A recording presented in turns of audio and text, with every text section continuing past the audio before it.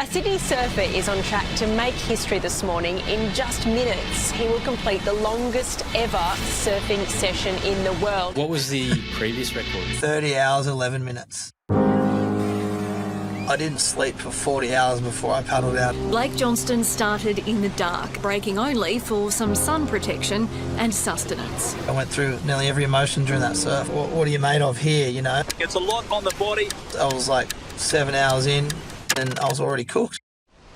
What was your inner voice telling you when it was really tough? Man, this is hard work. I went to a pretty crazy place with it. Surfed for 40 hours and 7 minutes. Bloody hell. This is ridiculous. The longest surf session ever in the world.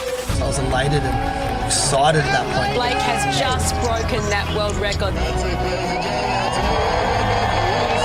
A new world record in front of a perfect Cronulla sunrise. Why is that cause so important to you? My dad took his life 10 years ago. He lost his dad 10 years ago to mental health. And that's been something really challenging, obviously, for not just as our dad. We lost a mate. A physical and mental challenge in honour of his late father. Mental health it's constant. We got to keep checking in on the friends around us, but firstly and foremostly checking in on yourself. Welcome to The Thought Follower. I'm Joe Mackay. I've always had a lot of questions about life, and this show is my quest to find some answers. Each week, I'll chat to a thought leader to hear what's going on in their space. Let's jump into the next episode. My guest on the show today, he's the owner of Cronulla Surf Academy. He's a massive mental health advocate, founder of Grind to Thrive, and probably most crazily, he's the world record holder, current record holder for the world's longest ever surf session. Blakey Johnston, welcome to the show. Hey Joe, how you going, buddy? Pretty good, mate. Thank you so much for making the time. There's so much stuff I'd love to ask you about, but I want to start with the world record. You attempted the record on the 17th of March, one of your local waves in Cronulla. Yeah. I was living in North Cronulla, right next to the alley where you surfed it. And that whole weekend, my family and I were keeping an eye on what you're up to. We were seeing how the conditions were. We were down there at the end on the sand when you came out of the water. And what you did, it captivated the whole of Cronulla. Like, it felt like everyone was there. Did you expect it to have that kind of impact? Look, I wanted it and I believed it was definitely possible. Thinking up the idea and doing my training reiterated me that if I apply myself with intention to things I want to achieve, that I can make them happen. And that was one of the biggest things I got from that world record. I'd never really applied myself to intentionally visualizing this moment. And I run a lot and I run past the beach. I'm down there working every day and I'd consistently envision this huge crowd here. It felt like I was over exaggerating, but what have I got to lose? This is bigger than me. This is more powerful than me. It's going to affect a lot of people. So when I got to some of these points, I was to surf when it was really hard. Yeah. I actually was in total acceptance. I was exactly where I was meant to be. It felt like I'd lived it before and it didn't matter how sore my eyes were to open, my shoulders, my neck, the heartburn, my feet from the wrinkles in the water and the heat from the day. That just didn't even play with my emotions at all. It was just totally going through the motions, as connected as you could be with letting life happen and be as present as you could be. And it was something that I've never experienced before. It's scary because it makes me think, what can dad, small business owner, human like everyone else, can I do with intention and a goal and go for it? It's amazing, mate. How long did you surf for? Surf for 40 hours and 7 minutes. Bloody hell. And what was the previous record? What was the time you had to beat? 30 hours, 11 minutes. So you really went for it. What was the thinking in going for 40 hours? Things like this, you need to have a little bit of arrogance on your side. And I consider myself a surfer. I do a lot of running and other things that help me be a better person. And I ran for 40 hours and I was injured. And when the idea of the world record came up, I just thought, if I can run for 40, I can be in my natural environment and smash out 40. I can do 40. And I'd never let that go. And when I said it out loud, the accountability side of me and being authentic to my word was important through this whole process. So I stuck to it. And I don't think anyone would have been too phased if I paddled out at 36, 37 hours, but I'd said that. It's unwavering self-belief. That's not even a thought. It's just you're there in that moment and accepting it as it comes through. It honestly felt like I'd been there before because of my dedication and foresight into why I was there. It's still trippy talking about it. I want to get it through to you guys that it's an amazing feeling and that we can all tap into this. And it doesn't have to be a 40-hour surf or a 160K run or some of these challenges I've set myself. Everyone's got a different level of hard. And it's when we face those challenges, both physically and mentally, emotionally, and push through them, we're getting a step closer to being the best versions of ourselves. And that's where the lesson is. And that's why hopefully it can resonate with lots of people, seeing me doing something so hard and in front of everyone and for a cause bigger than myself, that just want everyone to realize how important they are and what they're set out to do. And it does have impact. Yeah, 100%. It's had a massive and a lasting impact. You talked about the visualization and the processing that you did in advance. Have you always been like that, or have you learned techniques along the way that helped you visualize and make sure you're going to get there? I would say no. Like, a visualizer, used to be a competitive surfer, pro surfer, and I'd visualize, but I didn't have it with the same intention to actually think about it so often and make it a habit to think about it and then feel the emotions that are attached to it. And that just comes from practice. It just comes from reminding yourself of why you're training and what outcome you want, and believing like it almost already happened. You felt what it's going to feel like. And that was something new to me. I'm always looking at ways to improve myself and become a better person. And if I can feel as good as I do and achieve some of the things I have, we can all tap into it. I've done some pretty cool adventures. I've lived a pretty hectic life. I've got a great lifestyle and everything, but those big moments, they're just moments. Our life is every day, it's day to day, and it's the way that we show up every day who ultimately creates who we are.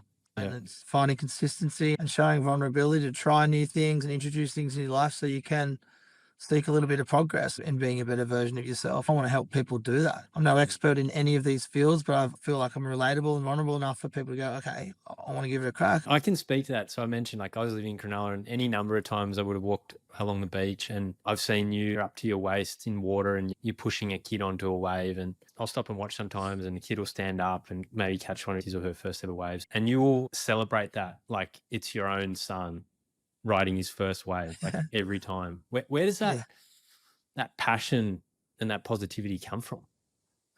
One of my favorite things is seeing people enjoying what I'm doing. I've always been empathetic and compassionate, and my business allows for that too, where people are challenged when they come learn to surf. It's something new. They're taking a step in a positive direction. And that's what I think all this is. This is a byproduct of the world record, of helping as many people as I can. And the world record has just proved to me that I can have an impact as much as I care about people and do it, that if I live by example and share my experiences, I can make people live happier and healthier. And I've got a saying that I got from the world record, and it was just, thanks everyone. Everyone deserves to feel awesome.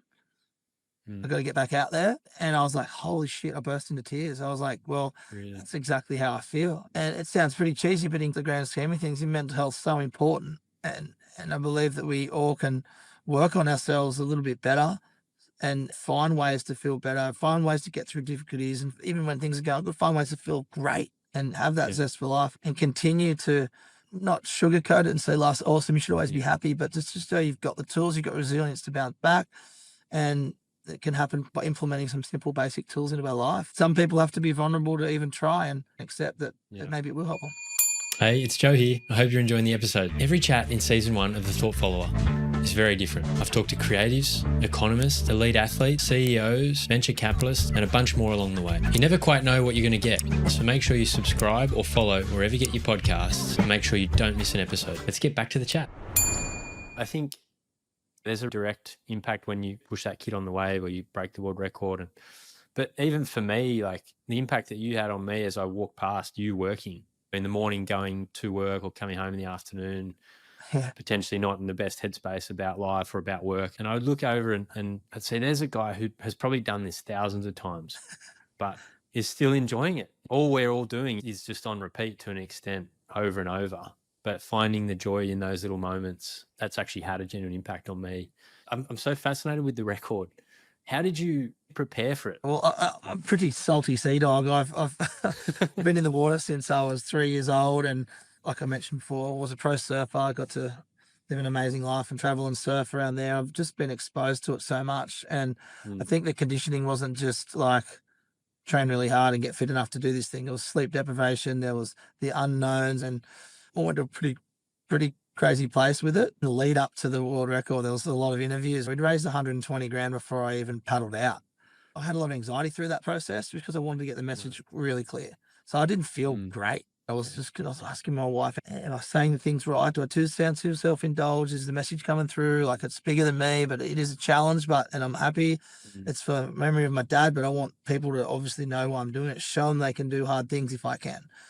And so when it got really close to the world record, I actually didn't sleep for 40 hours before I paddled out either. So I was really anxious leading up to it, the weeks into it when I was building momentum.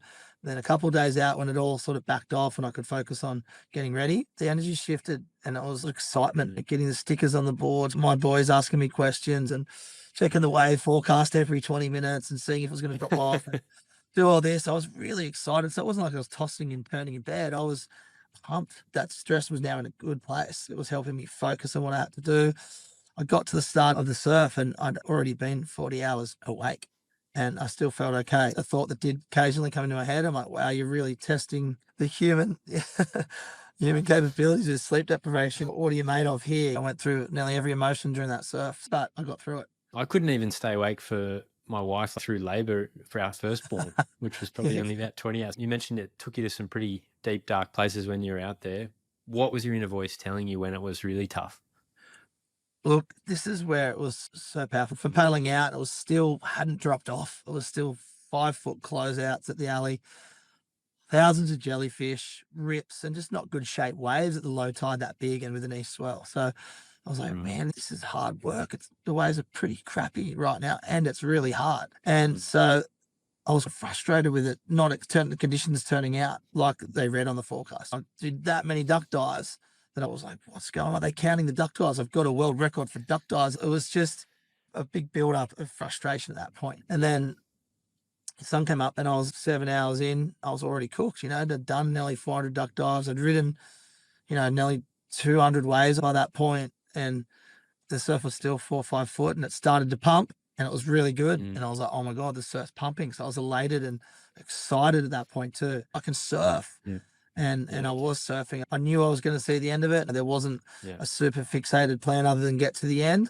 So if I got a good wave, I was going to surf it well. Sure. I wasn't going to flick off to get the numbers. I was going to do it properly and do it as a surfer and do it the right way. That's amazing. I remember going out to grab a bite for lunch and just watching you for a few minutes. I was expecting you to be conserving energy, hanging in there, but you were definitely giving it some. What was the most unexpected part of the whole thing? Just how fatigued I would be so early on in it. Coming into that first day and already have done that much work.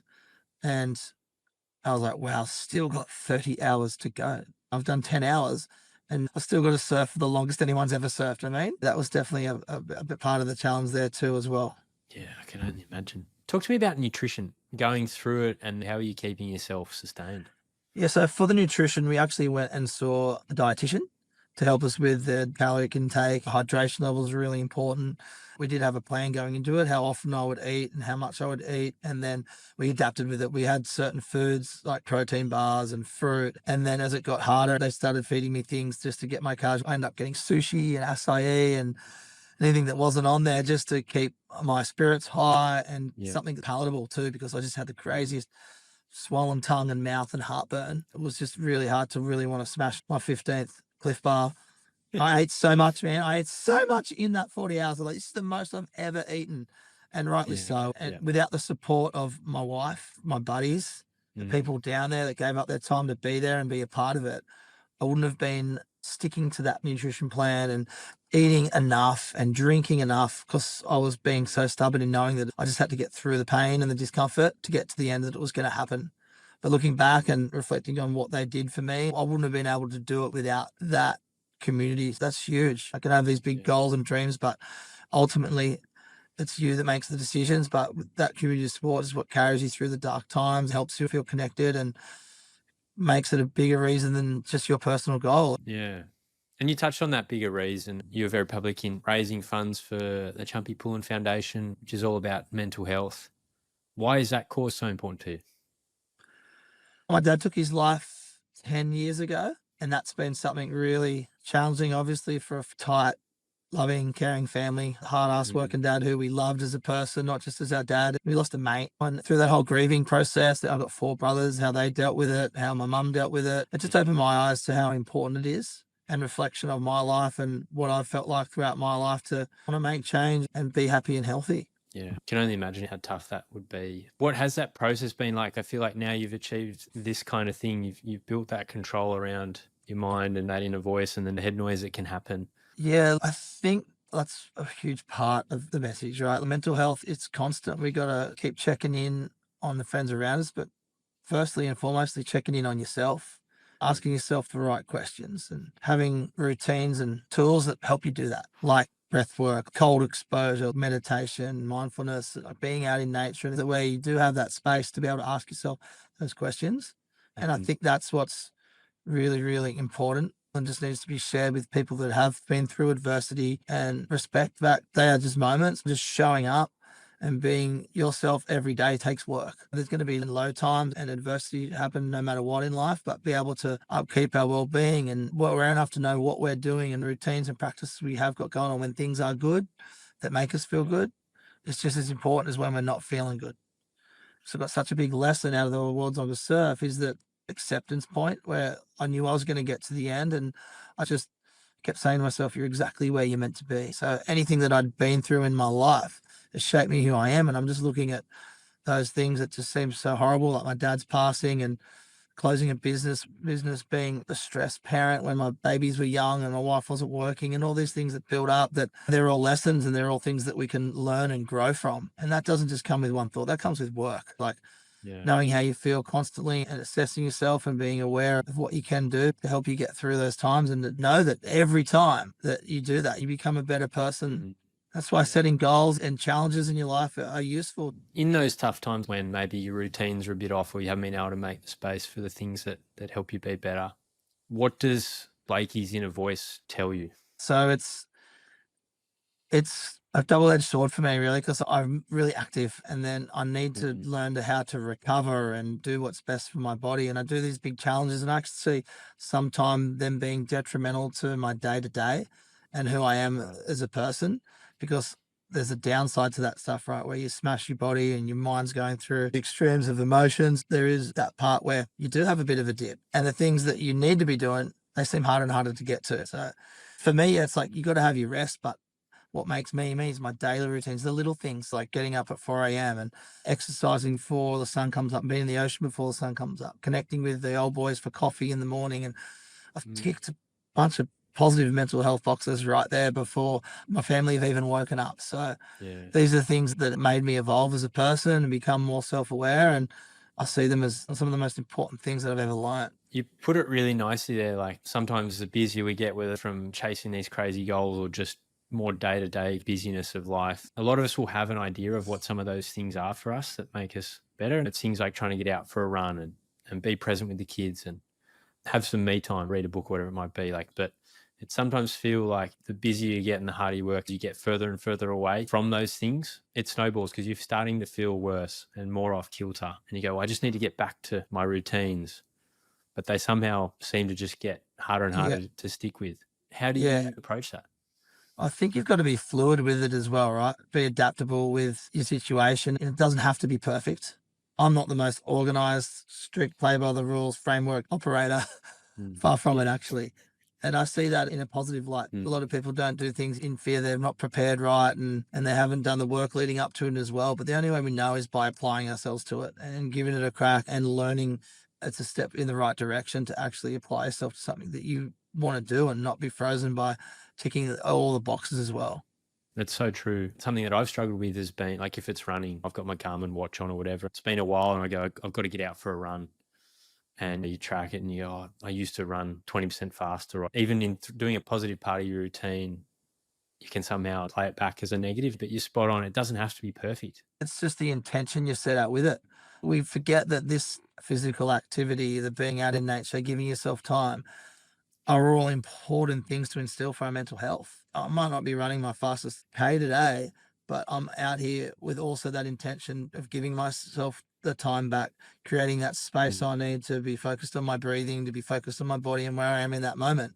And that's a huge benefit. Reminding yourself of those things so you are more aware of what good it is doing for you and your mental health. Yeah, 100%. Mate, talk to me about Grind to Thrive. Over the last few years through my training and adventures and get a little Instagram page going with a bunch of local lads from around here where we've got a WhatsApp group and we connect, and just when things line up, there might only be one or two go for a jog in the national park or a sup down the river or a surf, maybe social gathering that might happen. It's just happened real organically. Grind to Thrive is just what I've come through. You realise that when getting uncomfortable and trying to become a better version along myself, it's just we grind physically, we can strive mentally.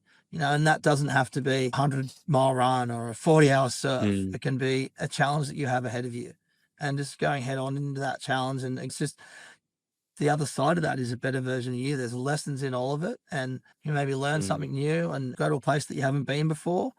And I think that's where the grind part comes from. It's not necessarily being the best athlete or the fastest runner or the longest distance runner you can do.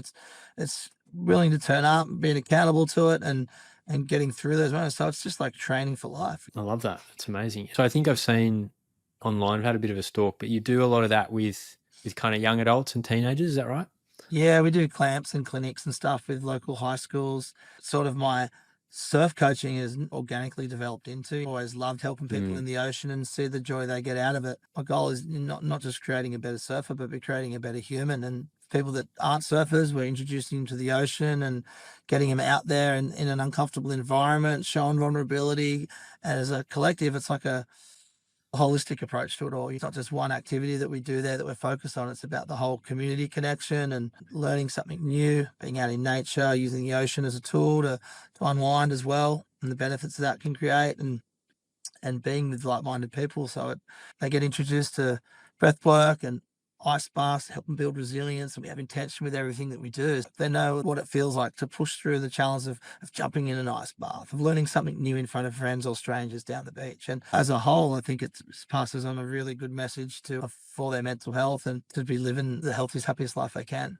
I really love how practical it sounds, and I've gone through that process of trying to learn to surf, and it is pretty embarrassing unless you're somewhat of a natural. But there's so many resources out there of self-help and books and influencers and all that kind of thing, but just getting into it. That's the bridge I think I want to be. There's so much information out there.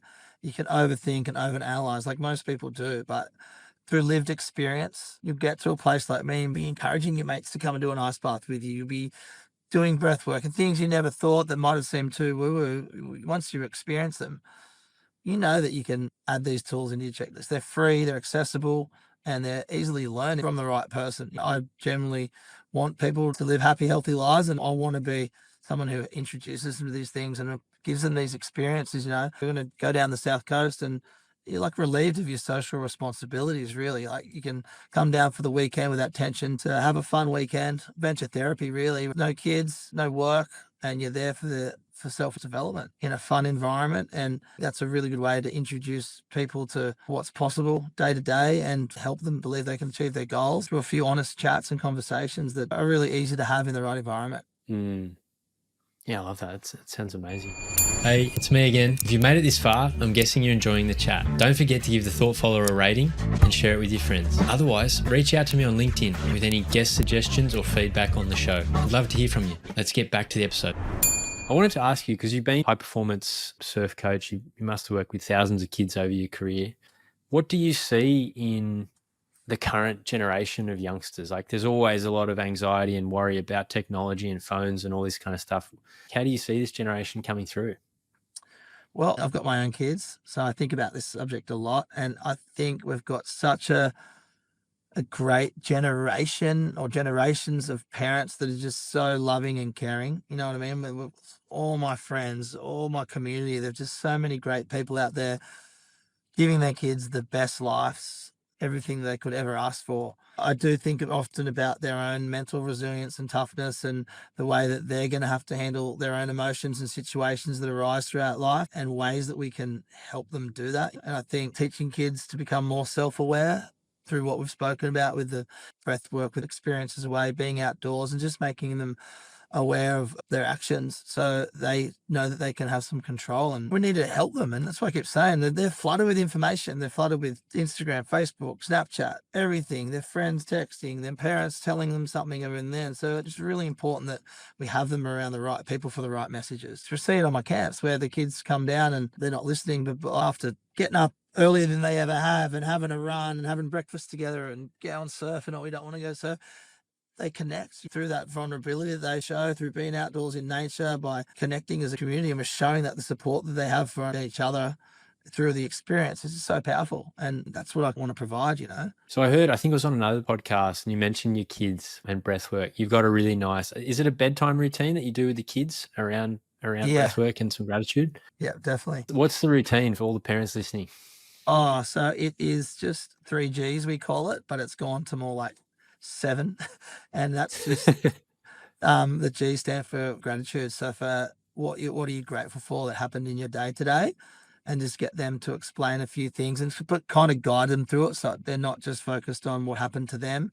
So they're grateful for the smaller and the little things that they have around them as well. They've got such a good life. They get all the food, the toys, the experiences they want, but appreciating and showing gratitude for the teacher they had at school that day, for the friend that helped them with some work, and just guiding them through it as well, just so that they do realize how lucky and fortunate we are to have it, so they can eventually one day live in a state of gratitude and not have to practice it, so that they are happy and content with what they got.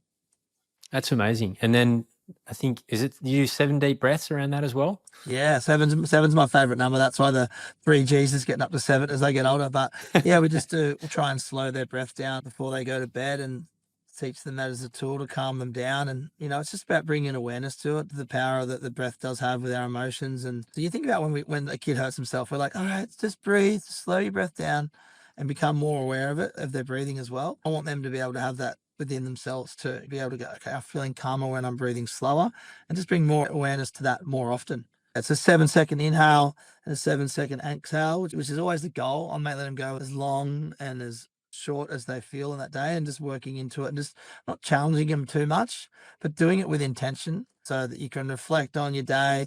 And then what I do with them, which is really cool, I've introduced after the world record, is like the power of manifesting and being in that space of what they want to achieve in their life. What will it feel like when you make the zone for the school? And I want you to breathe through your nose and imagine what your body will feel like. If you're really proud of yourself, that's going to be amazing. I've got a 3-year-old and a 1-year-old. So at dinner time, we've started a bit of that gratitude, like what was the best part of your day? And she loves to go around the family and ask everyone. So we're bringing some of that breath work, and just that gratitude, I think, is so important. Like you said, we've kind of got everything that we need, but we can easily lose sight of that fact. We often focus on what's missing or what we feel like is missing versus all the stuff we do have. So absolutely love that routine for parents. It sounds like a good one to get them nice and calm to go to bed, go to sleep as well. What would be your advice to someone who might be struggling from day to day sometimes with that inner voice, with losing that feeling of feeling awesome? What's your advice to someone in that situation? It's acceptance through you're exactly where you're meant to be. And that's really easy to say when things are going good, but it's more important when you're not feeling good.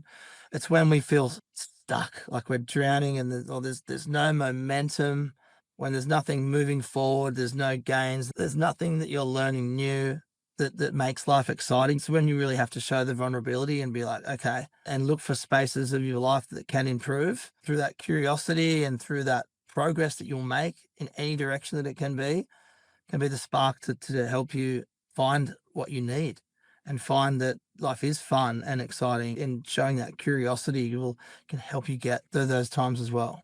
How can we follow along with your journey? How can we support what you're up to? My business is evolving into more experiences where we do camps and retreats and workshops and stuff with local businesses and schools. Yeah. And I'm really excited about that. And then with the money raised through the Chumpy Pullin Foundation, we're going to be offering these services to, marginalised communities, people who did it that might not have access to it as well, subsidising some foundations and helping them, get the kids out and have these experiences. Have you got any crazy attempts or massive feats lined up? Anything in the works? Well, I've got the In Pieces project. They're raising money for destigmatise suicide in society.